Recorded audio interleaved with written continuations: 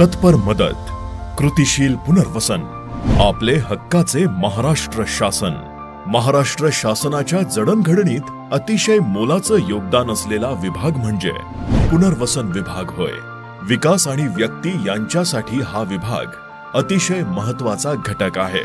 धरण, रस्ते, विकास कामे किंवा नैसर्गिक संकटामुळे बाधित झालेल्या व्यक्तीचे पुनर्वसन या विभागाच्या माध्यमातून केले जाते। प्रकल्पग्रस्त व आपत्तीग्रस्त व्यक्तींना पर्यायी जमीन, घर, इतर आवश्यक सुविधा किंवा आर्थिक मदत या विभागाद्वारे केली जाते। महाराष्ट्राच्या विकासात मैलाचा दगड ठरलेली मोठी धरणे, रस्ते आणि विकास कामे याकरिता या विभागानं सदैव हातभार लावलाय। विभागाद्वारे पूर, भूकंप, दरडी कोसळणे इत्यादी नैसर्गिक आपत्तींमुळे बाधित झालेल्या व्यक्तींचे पुनर्वसनही केले जाते। तसेच माळीण व इर्शाळवाडी सारख्या नैसर्गिक संकटावेळी तेथील आपत्तीग्रस्तांना हक्काचा निवारा देण्याचे कामही या विभागानं वेळोवेळी केले आहे आणि करीत आहे। तसेच प्रकल्पग्रस्त व धरणग्रस्त व्यक्तींना आवश्यक प्रमाणपत्रे देणे व पुनर्वसन योजनेअंतर्गत जमिनीच्या मालकीचे हस्तांतरण करणे हेही या विभागाचे एक महत्त्वाचे काम आहे। नुकतेच पुनर्वसन विभागानं फेब्रुवारी व एप्रिल 2025 मध्ये लोकहिताचे 2 ऐतिहासिक निर्णय घेतले आहेत। प्रकल्पग्रस्तांना नोकरीसाठी लागणारे प्रमाणपत्र मिळवण्याची प्रक्रिया आता सोपी आणि सुलभ केली आहे। पहिल्या हस्तांतरणासाठी लागणारा 6 महिन्यांचा अडथळा देखील आता रद्द करण्यात आलाय। त्यामुळे प्रकल्पग्रस्तांना त्वरित प्रमाणपत्र मिळत असून त्यांची धावपळ कमी होत आहे। तसेच 1976 पूर्वीच्या पाटबंधारे प्रकल्पामुळे पुनर्वसित झालेल्या पुनर्वसित गावांच्या नागरी सुविधांसाठी रुपये 237.60 कोटी निधीची तरतूद करण्यात आली आहे।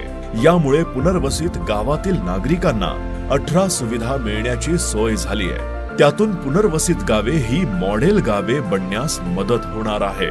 तसेच या गावांमध्ये अपूर्ण नागरी सुविधा पुरविण्याकरिता एक विशेष कृती कार्यक्रम आखण्यात आलाय।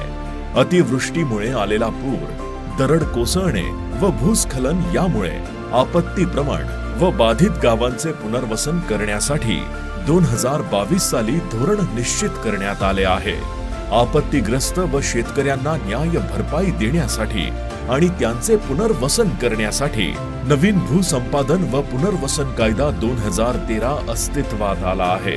त्याद्वारे जमिनीचा योग्य मोबदला व बाधित कुटुंबाचे पुनर्वसन असे शाश्वत हक्क या कायद्यानुसार दिले आहेत। या कायद्यानुसार न्याय मिळावा म्हणून नागपूर, नाशिक, छत्रपती संभाजीनगर व अमरावती अशी स्वतंत्र विभागानुसार प्राधिकरणे स्थापन करण्यात आली आहेत। नाशिक प्राधिकरणाच्या अंतर्गत पुणे, कोकण व नाशिक या विभागांचा समावेश करण्यात आला आहे। सर्व वारकरी बांधवांना नमस्कार। संत ज्ञानेश्वर महाराज पालखी व संत जगद्गुरु तुकाराम महाराज पालखी सोहळा सुरू आहे। त्या निमित्तानं आपल्या सर्वांना खूप खूप शुभेच्छा। सातारा जिल्ह्यातील अरफळ गावचे हैबत बाबांनी ज्ञानेश्वर महाराजांच्या पादुका पालखीत घालून दिंडी सोहळ्याने पंढरपूरला नेण्याची प्रथा चालू केली आहे। तिला आज आणखी वैभव प्राप्त झाले आहे। दरवर्षी लाखो वारकरी शेतकरी माय माऊली विठ्ठलाचे दर्शन घेतात व सुख समृद्धीसाठी साकडे घालतात।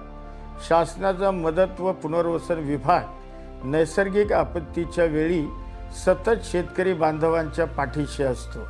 आजपर्यंत लाखो शेतकऱ्यांना पीक नुकसानीपोटी करोडो रुपयांची मदत दिली आहे। साधारणपणे जून 2022 पासून आजपर्यंत 16,500 कोटी रुपयांची मदत शेतकरी बांधवांना केलेली आहे। तसेच पुनर्वसित गावांच्या नागरी सुविधांसाठी 650 कोटी रुपयांची तरतूद करण्यात आलेली आहे। प्रकल्पग्रस्तांच्या दाखल्यासाठी 6 महिन्यांची अट रद्द करण्यात आली आहे। त्यामुळे प्रकल्पग्रस्तांना शासकीय नोकरीच्या वेळी फायदा होणार आहे।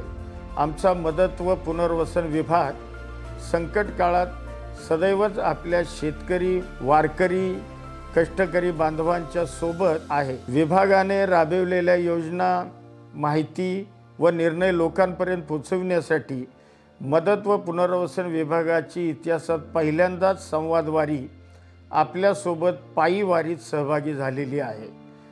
पुन्हा एकदा आपल्या सर्वांना आषाढी वारीनिमित्त खूप साऱ्या शुभेच्छा देतो। रामकृष्ण हरी।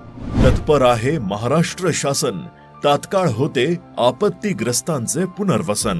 मदत व पुनर्वसन विभाग, महाराष्ट्र शासन।